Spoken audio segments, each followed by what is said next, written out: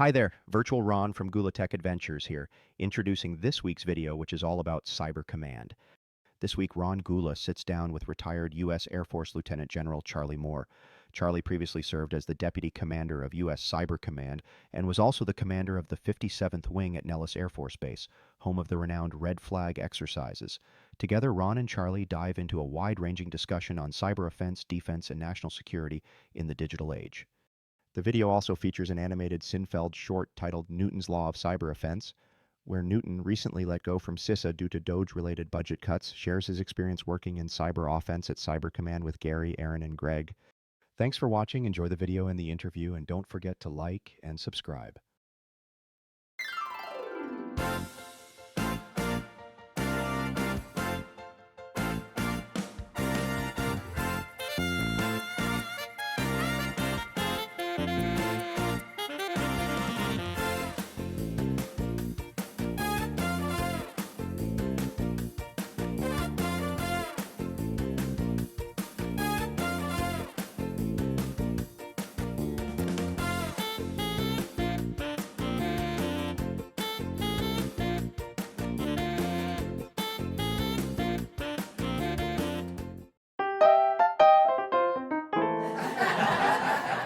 Offensive cyber folks act like they're rock stars?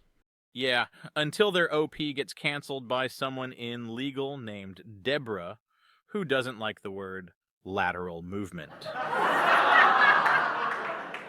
People think cyber offense is sexy, but most of it is waiting for approvals, filling out forms, and pretending your malware isn't just Python and poor judgment. Defense is patching a bug. Offense is hoping no one else does before Monday night. At Cyber Command, you can't say hack. You have to say weaponized cyber capability operating under Title 10 with interagency alignment. It's like hacking with subtitles.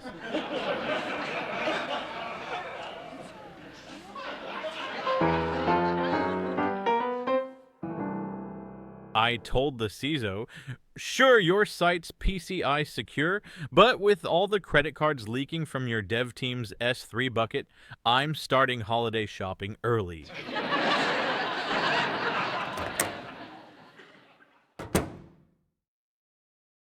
Will if it isn't Cyber Clooney. Hello, Newton. Call me Zero Cheddar. That's my call sign. Zero Cheddar? Because I don't leave a trail of cheese. No logs, no traces. Just whispers. That makes no sense. Neither does attribution. Wait, didn't you work at CISA? Weren't you, defending the state of Idaho? That was before the Doge cuts. They replaced me with a chatbot that only speaks in memes. Now what? You selling 0 days out of a torrent site? Nope, Cyber Command. I used to patch printers, now I turn them into command and control systems. You mean exploits? Can't call them that anymore. Everything's a weapons system now. Even the Wi-Fi pineapple. I had to go through 4 lawyers just to say hello to a server. You get a call sign, and now you think you're Tom Cruise. Please. Cruise doesn't have to redact half his grocery list. I have a full-time JAG just for Slack messages. And a weekly Zoom with the White House. They call you? Well, technically, it's an interagency situational threat, synaptic escalation coordination tasking debrief. But yeah, we talk about me a lot. Like me being wanted in China. You are already wanted for extradition in China? Allegedly, but only in Guangdong and parts of WeChat. So you're a fugitive and you have a call sign? And now that I'm on the cyber offense team, I get free drinks at DEF CON. You used to be the guy who scanned PDFs for malware. And now I am the malware. Are you still allowed to use Signal at work? I use Signal all the time at work to spy on targets. You would be surprised how many targets have Signal on an unpatched desktop computer. Run the exploit. Install the rat. Recover the keys. Listen to their Signal calls and read their Signal messages. Peel the sticker. Peel the sticker? Yeah, just like the side of an fighter ace warplane. Each time we own a computer, we put a sticker on Weapons Platform Alpha. Weapons Platform Alpha? I really shouldn't say since it's classified, but it's my work laptop. Don't you miss your CISA days of helping customers defend themselves from threats? Defense, offense, it's all the same in the end. You remember that time I stopped an APT from bricking half of North Dakota's power grid? Was that the one with the funny name? Yeah, APT Kung Fu Panda Express. That sounds more like a lunch special than a threat actor. Well, they tried to exfiltrate election data through a hacked traffic cam in Fargo. I caught him mid-packet. Shut him down with a well-placed regex with our deep packet inspection. You used to defend against Kung Fu Panda Express. What now? Now I DoorDash him my special malware. Wait, you're actively hacking the same group? Without going classified, let's just say I'm their secret sauce now. I know we are your friends, but you seem to be hinting at a lot of classified items. See, the thing about offensive cyber? It's like Schrodinger's cat, but with redactions. It's classified until someone needs a press release or makes a podcast appearance. So wait, it's secret until it's not? Exactly. It's fluid, like a 0 day in a data lake. 1 minute, my team's breaching a satellite uplink in Macau. Next minute, poof. It's unclassified because a deputy under assistant wants to brief a Chamber of Commerce breakfast about the risks of satellite uplinks. That seems strategic? Oh no, it's petty. We even have a whole unit now. Rapid declassification for media optics. Their motto is, scrub it fast, brief it louder. So do you ever get credit for your work? Nope. When we find something worth telling people about, we strategically misattribute. The White House doesn't want zero cheddar showing up in the news next to a ransomware sting. Who gets the credit? Usually another agency. Sometimes we invent a fictional interagency task force just to give a press quote. One time, we gave full credit to the Federal Maritime Cyber Harmonization Group. That doesn't sound real. It's not, but it sounds boring enough that nobody questions it. What happens if someone accidentally gives you credit? Oh, the lawyers show up. In suits, with folders, and size. So many size. That's why you work with so many lawyers? That's why I have a lawyer per keyboard. They sit next to the analysts like it's a cyber spelling bee. You gonna detonate that payload, Newton? Let's run it through legal first. Wait, I thought the NSA did the spying and hacking stuff. Common mistake. NSA collects intel. Cyber Command conducts operations. What's the difference? Well, NSA watches. Cyber Command pokes. So why do you work for Cyber Command and not the NSA? Because at NSA, I wasn't titled for action. To launch a payload, you need Title 10. To collect intel, you need Title 50. To justify it to Congress, Title Spin Section C. So you need a title to do stuff? Yeah, I can't even run a ping sweep without the right authorities. It's like cyber Hogwarts. You may not perform reconnaissance without approval from the Joint Chiefs and the Sorting Hat. So what happens if the NSA finds something first? We ask nicely if we can borrow it. Do they share? Only after they redact it so hard it's just an IP address and a sticky note that says maybe China.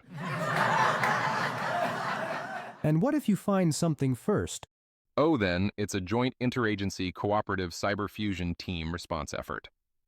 Translation: they rename the op and pretend we didn't do it. So who's in charge? It depends on the week. Sometimes NSA takes point, sometimes Cyber Command.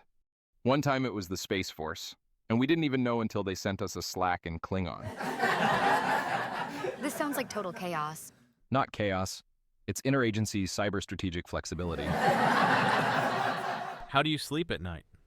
On a cot, in a skiff, surrounded by lawyers.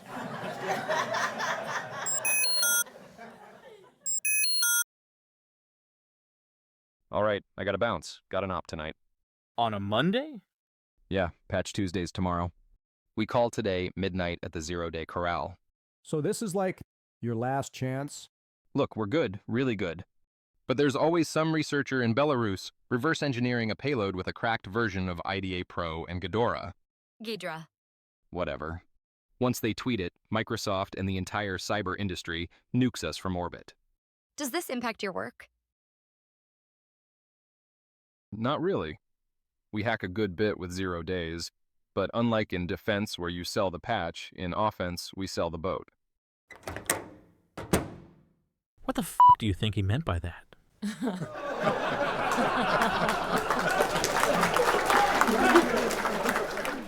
Hi there, it's Ron Gula from Gula Tech Adventures, and this week I sit down with former Cyber Command Executive Leader Charlie Moore. Charlie, how's it going? Great, Ron. Thanks for having me.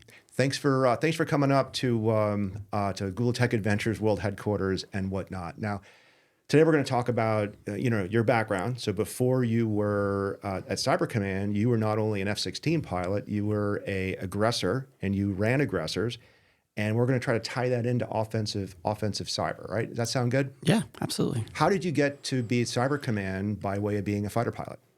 Interesting story. So I was working on the Joint Staff as the Deputy Director for Global Operations as a one-star, and was actually expecting to head back into flying world, where I'd spent the first 2/3 of what ended up being my total career time in the Air Force. And one of the portfolios that I had was cyber. And at that time, we're talking early 2015, the department really didn't have its act together from a cyber perspective. And so Does it have its act together now? More so. Okay, good. More so, but we still have a lot of improvements to make. And so I spent about a little over 2 years really focused on that. Probably took up 75% of my time. And long story short is I got asked by Admiral Rogers, who was the director of the National Security Agency and the commander of U.S. Cyber Command at the time, sub-unified command, not yet a combatant command, if I would come up to the fort and be his director of ops, knowing that we were going to elevate to combatant command status.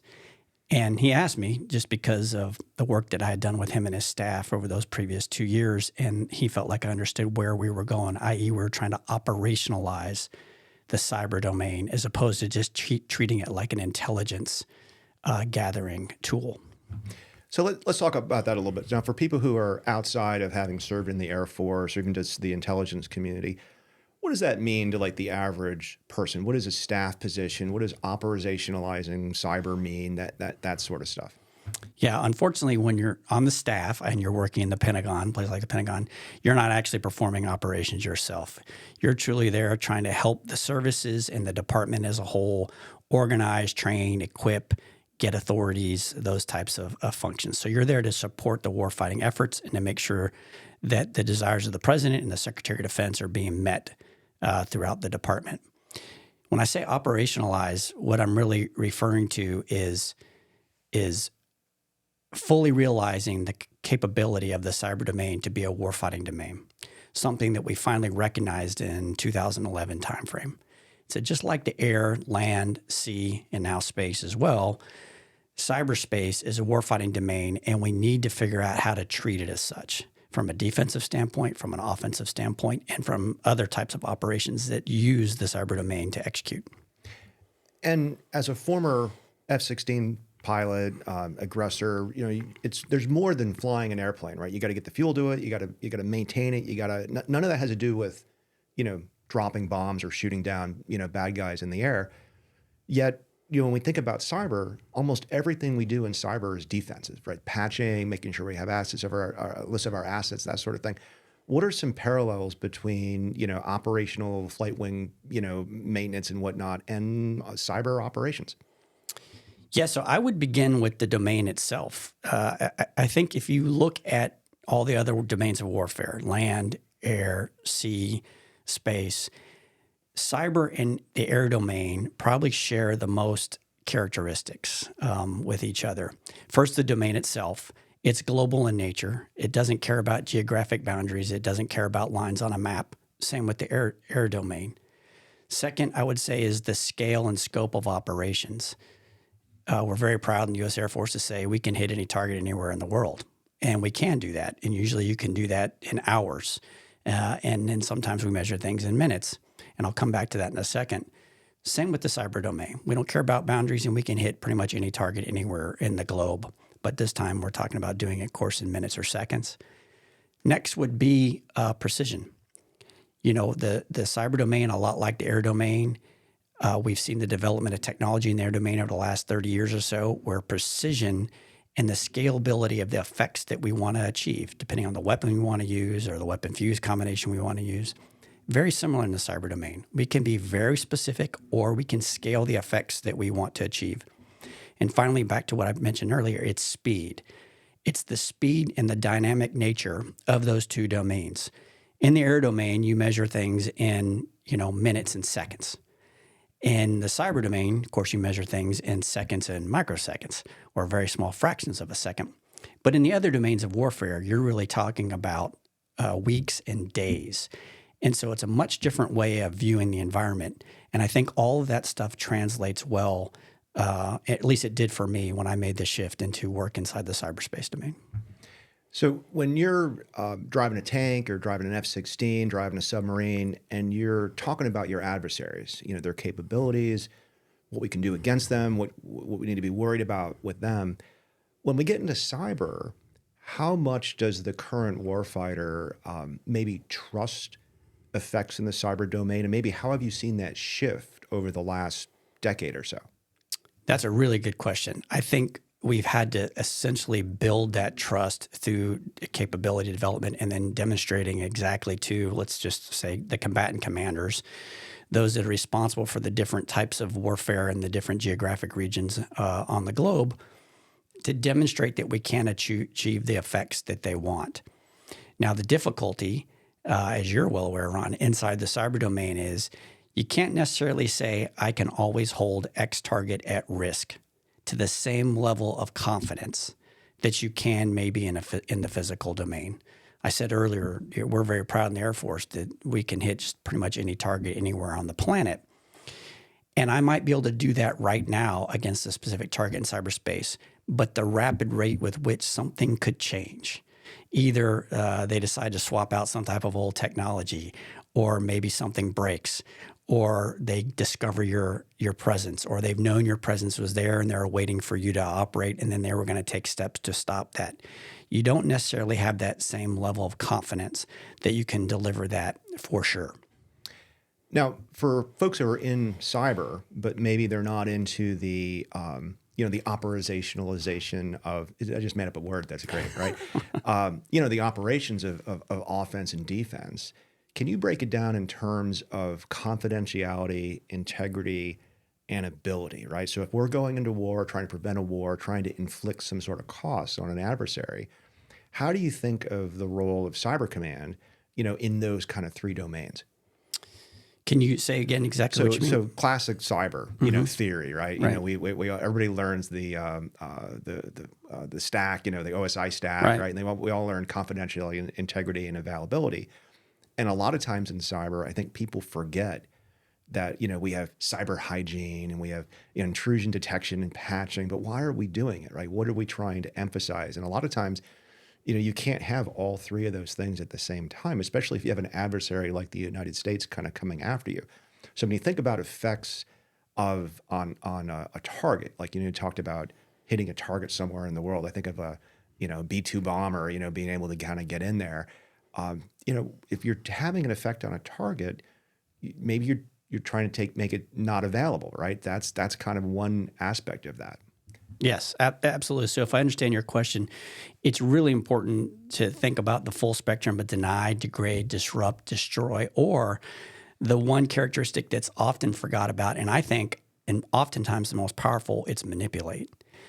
The manipulation of data, which then manipulates information, which can manipulate then how an adversary sees the environment or the decision that they make, is extremely powerful inside the cyber domain, and it's an extremely powerful tool to have. If you deny, degrade, disrupt something, or you destroy it, it tends to be very obvious. But the first problem with manipulation is, do they recognize what you're actually doing to them? And if they do they think it could be a failure of their system, something's just breaking, or they got some type of problem, or do they understand that it's coming from an adversary's action? And so that is something that we look to capitalize on, that we push very hard at Cyber Command, and I think it's something that tends to be forgotten by folks when they think about this from a warfighting perspective. And when we say cyber, a lot of times we're thinking about, computers, Ethernet, wireless, internet. But when we're talking about warfighting capability, we're talking about radios, satellite communications, right? Fiber optic communications, all that kind of stuff. So all that's kind of up for targeting, is it not? Yeah. I like to talk about digital convergence. We don't have aircraft or ships or satellites or submarines anymore. You basically have flying and floating computer systems.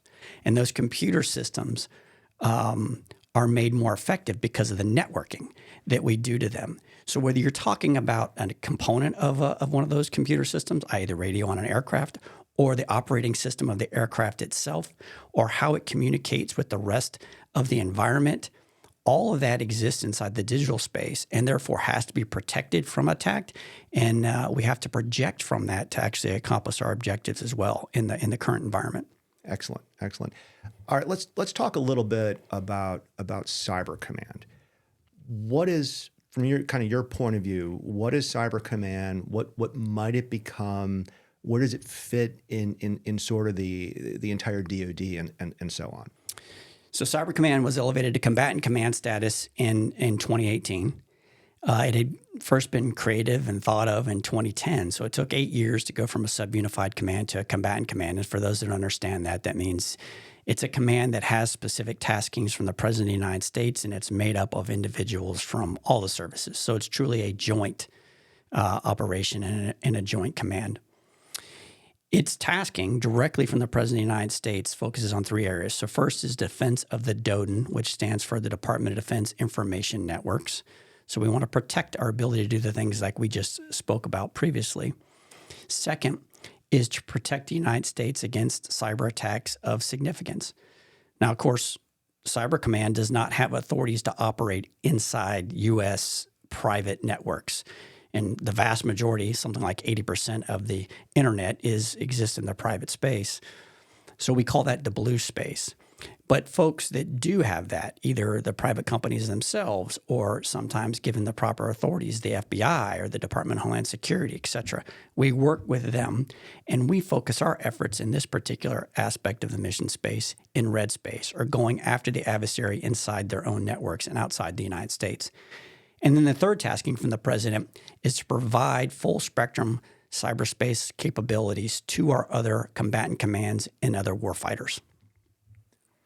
That's excellent. So when Space Command was created, what is the difference between that sort of organization and Cyber Command? 'Cause I think a lot of people kind of realize that President Trump created that. How does that compare to where Cyber Command sits? So another combatant command, instead of being responsible for the cyber domain, if you will, like Cyber Command is, they are responsible for warfighting in the space domain.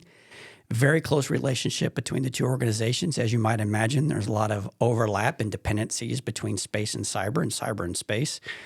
And I'm very proud of the fact that we provided them a lot of the lessons that we had learned in developing ourselves into a combatant command. Everything from policy changes, changes in law, how we had certain execution orders executed or given to us by the Secretary of Defense so that we could properly operate, and so on and so on. We were able to hand these things to Space Command, talk to them about why we did the things we did, tell them where we thought they could benefit, and then they were able to change those things and make them better from a space perspective. Excellent. I'm going to pull your LinkedIn page up here. Your fighter pilot handle was Tuna. Correct. Is Tuna, right? So Right. How did you get that handle?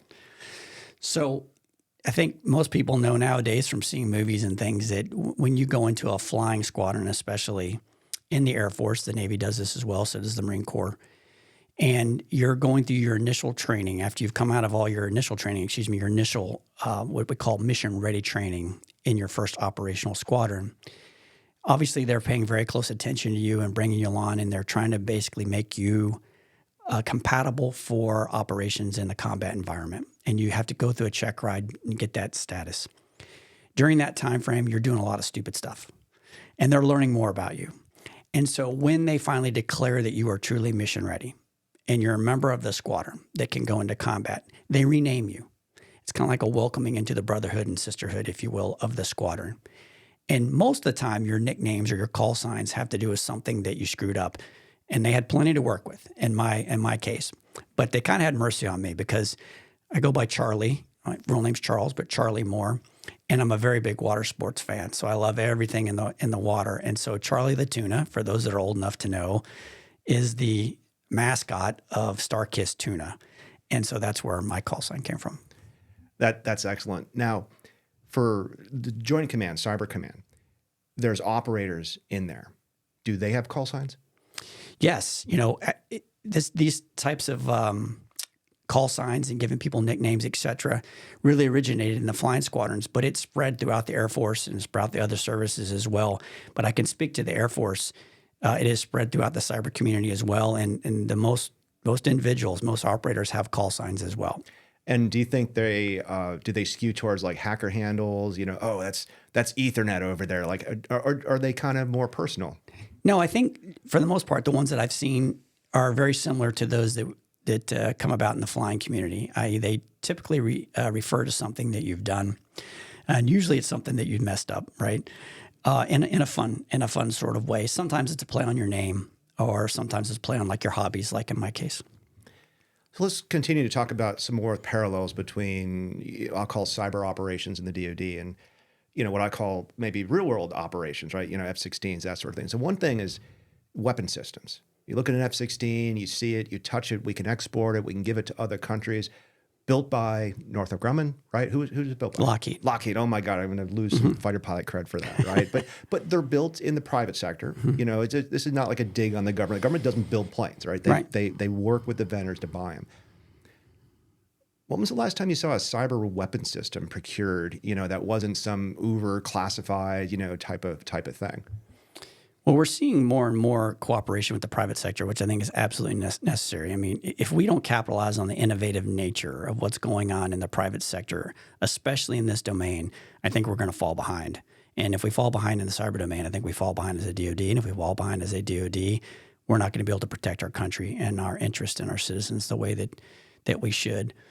But I do see the private sector during my time before I retired just a couple years ago, and obviously it's improved since then, providing capabilities to the department. So whether it's tools that help gain access to specific networks or targets, or even some weapons themselves, those things do come out of the private sector. And I think the big difference is who's actually allowed to execute, of course, offensive cyber operations or cause effects types of operations. And right now that's limited to folks that wear the uniform. So in the Gula Tech portfolio, and probably even the better examples, Tenable, right? When Tenable was used extensively by the DoD, they didn't call it Tenable; they called it ACAS. And I thought that was always interesting that a lot of things that we saw, even when I was at the NSA, we were buying commercial vulnerability scanners and penetration testing tools and doing that sort of thing. Can you talk a little bit about the difference between what I would say commercially available tech that you're going to see at like RSA on maybe the defensive side, and like how the offensive stuff works? Because a lot of that's fairly classified. You're not going to buy it on an e-commerce site, but it's going to be very, very tailored. But they're very different. Yeah, I mean, you kind of hit the highlight there, Ron. Obviously, when you're talking about from a defensive perspective, we tend to be less concerned about the folks understanding the type of tech that we might be using and what's out there and capitalizing on everything that's coming out of the private sector. But you definitely don't want your adversaries to understand what you might be using from an offensive capability standpoint. So a lot of those relationships can end up to be quite sensitive. Last thing you want is if you have a specific private company that's providing you a lot of capabilities on an offensive front, becoming a target for a nation state like China, who might go in and steal all the secrets to what you're planning to use. And now they know what you're doing and where you're doing it. And they're sitting back and watching your operations and just waiting for their opportunity to take action. Now, you mentioned that the people who can press that trigger in cyberspace are limited to uniform people. But we've started to see some indications that this particular administration, and just in general, it might be interested in opening up offensive cyber operations to commercial companies. And we actually saw somewhat of an example of this. We were talking about before. Sophos had an operation late in 24 where they actually hacked sort of like a Booz Allen of China Those are my words, not their words. But this was an operation called Pacific Rim, where they basically hacked all the way back to the APT operators. And, I haven't really put any government officials on the spot, but like, is this something that's going to be encouraged or tolerated? But what are your opinions, having seen both sides of this? Yeah, this is a really interesting topic area and a bit of a fine line, quite frankly. So I think if you begin at the very end of the spectrum and work your way back, it's maybe the best way to discuss it. So on the very far end of the spectrum, do we want private companies conducting offensive cyber operations that result in effects? So effects-based operations. That right now, according to U.S. law, and mostly, I'm not a lawyer, but a lot of international understanding and agreement, is something that should only be done by nation states. And in the United States, Title 10 limits that to folks that are actually wearing the uniform. Now, again, that doesn't mean you may not be providing capability or getting capability from the private sector. And it doesn't even mean that those people may not be sitting right next to that individual that's on the keyboard that's actually going to hit the button on the keyboard or the key on the keyboard that's wearing the uniform. That's completely in keeping with Title 10 and the laws and the approach the United States is taking. I don't think you want to see private sector companies performing effects-based operations out there because, A, there are legal issues, but also I think there's significant geopolitical risk. If other nation states believe that private companies are performing these operations on behalf of the United States, you can imagine what kind of environment that creates and the chance for escalation, especially against maybe one of our major adversaries such as Russia or China. Now, if you back down from that, like I said, I would start at the extreme. If you back down and you say, well, what about just going and providing access? What about just hacking in and then providing that access, that infrastructure, that access to a government entity? Now you're starting to talk about a different area where I think there's a lot more room for potential with the private sector. And I think with this administration, there's going to be a lot more openness to maybe innovation and access that the private sector might have, which will be interesting. So I think what I'd like to talk about next, though, is you're kind of setting up, what is the future going to be for this administration? So we're recording this in March of 25. We've seen DOGE kind of go into effect here a little bit. But when we were prepping for this, look, I just think there's so many things we just don't know. Every day is a different news cycle here. But if you had a chance to give advice to this administration, what are some areas that you would see that the administration could capitalize on when it comes to artificial intelligence, maybe policy when it comes to cyber operations and so on? What would you be recommending? So maybe I'll begin with AI since that was one of the ones you brought up. I was very happy to read the new executive order of the EO on artificial intelligence that came out just a couple weeks into the administration, which I think indicates that this is a high priority for them, and then followed up about a week or two later with the vice president's speech in Paris to our European allies and friends, and they made it very clear, four big areas relates to AI. One, they want the United States, America, be the gold standard for artificial intelligence capabilities, and they want to do that in conjunction with our partners, our friends and allies. That's very important. Second, they want to undo or get rid of a lot of the regulatory burden that they believe exists in this space. If you go back and look at the previous administration's executive order on AI, I think it was 130-something pages. I sat down one day and tried to actually use a whiteboard to map out all the different areas and departments and agencies a private sector entity would have to engage with. I had ChatGPT summarize that for me. You're a smarter man than I am. That would be a great way to do it. And I tell you what, it's a spider web of a mess. And I think it potentially was going to undercut the true advantage we have in the space, which is American innovation that primarily comes out of the private sector. So that was the second area that they want to focus on. Third is focusing on jobs and performance and efficiency inside the space. And I think you can do that. There's so much fear that it's going to take jobs away, but we can actually use this as a job creating mechanisms and definitely increase the efficiency and productivity of the United States.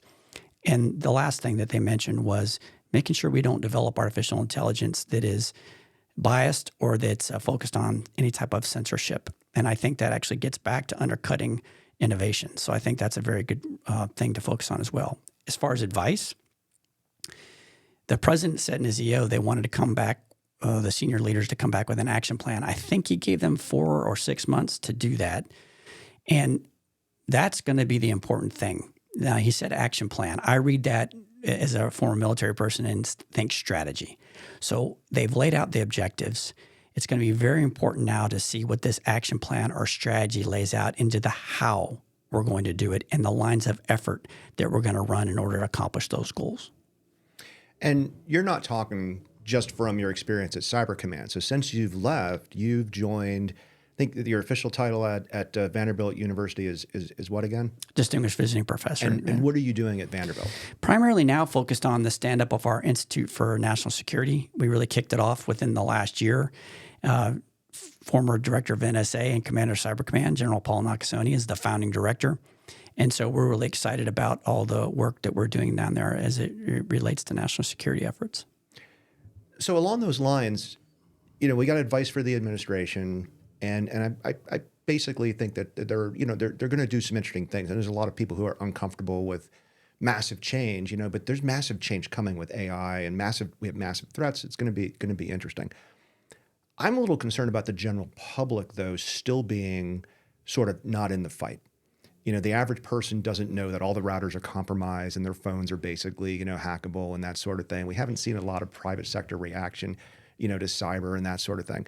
So what do you think the role of government is, or even from your, vantage points at Vanderbilt, what can you do to get more people involved in cyber and to care about cyber? Well, it really is about getting the word out. And of course, I hope we're doing that right here, having this Amen. discussion and all the other types of podcasts that you do and the type of guests that you have in. Listen, I think we are at a time due to digital convergence and the ubiquitous nature of this domain that cuts across all of society. It's no longer a nice to have, being able to effectively defend yourself and operate in the cyber domain. It's a necessity for our way of life and our ability to defend ourselves from a national security perspective. The closest I can come up with is go back to the World War II era, and you'll hear the term total war, meaning all of society is invested in winning at that time the war effort. Well, I lack another term for it, but that's essentially what we're seeing now. We need a whole of societal approach to make sure that we can actually defend ourselves and our way of life in this domain. It can't be just up to the DoD or even other government organizations to do it. You'll never get the job done. And that begins with education and informing the public. And so looking at education as it's, from grade school all the way up through college and educating people about this domain and that the impact that it has on their lives day to day and what we need to do to protect it is going to be really, really important. Are there any examples of cyber in media in the last couple of years that you've seen that might be a good model for raising awareness? Any movies, any series on Netflix, for example, anything like that? No, but I'd love to see the equivalent of like a Top Gun movie as it relates to cyber. It may not be quite as dynamic and exciting in a lot of ways, but from a national security perspective, it's way more important. And so I think there's lots of stories to tell in this regard, and I think it would be fantastic if someone took that approach to this domain and made a movie like that.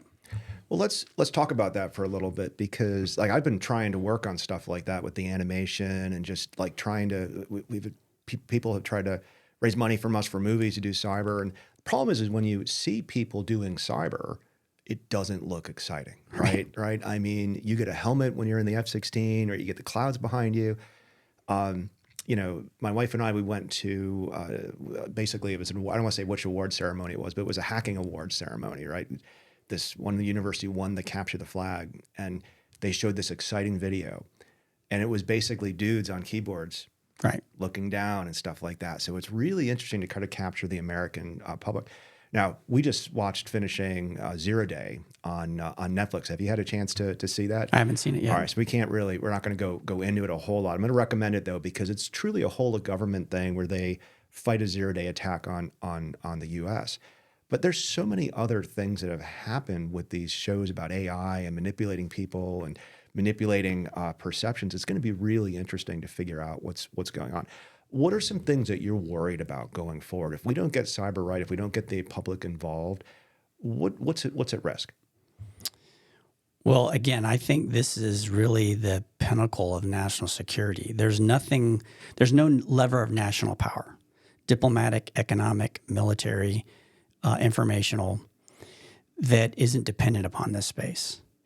And it's not just the dependency, it's how they interact with one another as well.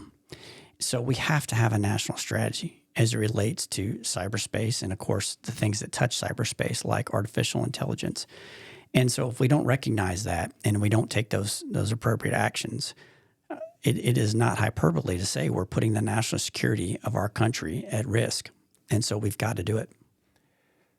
So let's close out on kind of some advice for people. Now, when you were a F-16 pilot, you were a Aggressor pilot. What is an Aggressor pilot? What did you do in that job? Yeah, so when I was the 57th Wing Commander out at Nellis Air Force Base, one of the groups that you're responsible for are the aggressors. So I obviously had the opportunity to go and fly and be an aggressor as well and fly with the other organizations within the wing. And aggressors are all about mimicking the adversary. So literally the squadrons would have, and today have, Russian and or Chinese tactics and training manuals.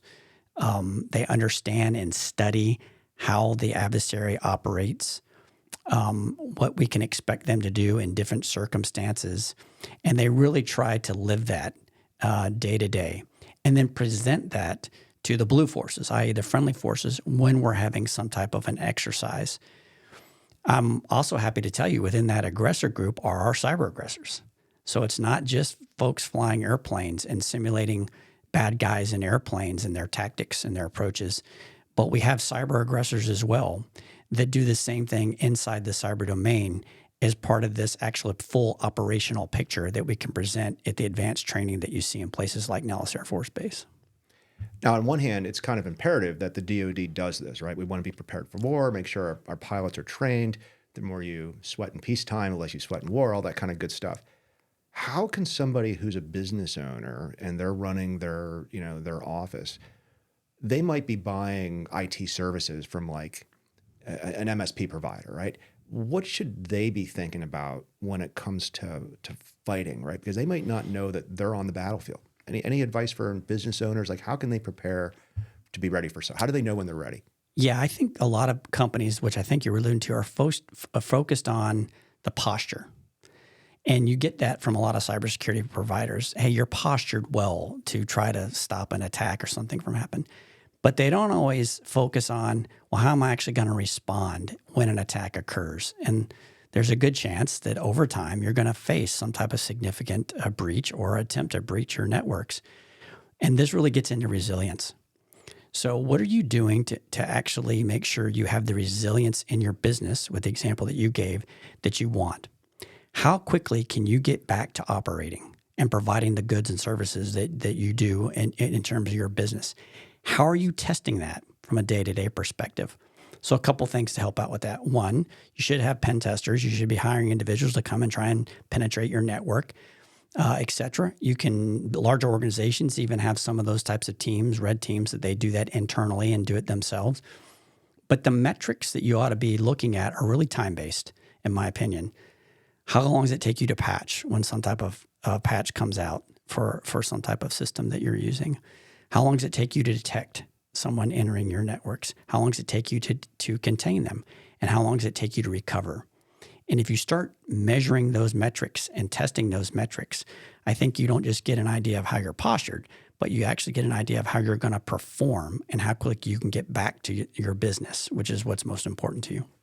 Yeah, that's excellent advice, especially when this day of ransomware and people just trying to look for, how do I know that I'm secure? We talked a lot about it on that show. All right, I'm going to put your LinkedIn profile up here, or at least the URL on the video and whatnot. Are you available? People want to engage you for speaking, panels, that sort of thing? Yeah, sure, absolutely. I love doing that. Excellent. All right, well, Charlie Moore, Tuna, thanks so much for coming on the show. I really enjoy sitting down with you. Thanks, everybody, for watching. Please like and subscribe, whatever platform you happen to be watching this on. I'm Ron Gula. Please share this video and, stay safe in cyberspace. Have a great week.